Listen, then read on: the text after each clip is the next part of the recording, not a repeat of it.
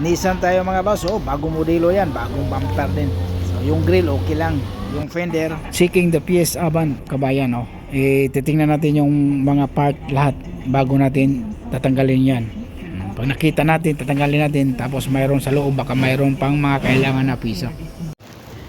Ayan, tatanggalin na natin. So saglit lang tanggalin yung kabayan. Mga Nissan, Toyota, Hyundai, Kia, Audi, BMW, Mercedes, saglit lang tagayin lang. Lalo na yung mga bagong modelo ngayon, saglit lang, halos naka-clip lang lahat.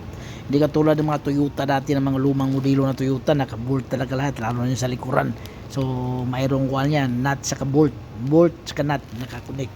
Pero ngayon, mga bagong modelo, halos naka-clip lang, hindi matibay. Pero matibay pa din yung clip ko bayan, ha? Kasi pag yung nakakontra yung clip pag tanggalin mo, mahirapan ka rin magtanggal yan. So, yung kanay, tanggal ka ba yan? Saglit na natanggal ka ba yan? Ayan ka ba yan? Huwag kalimutan.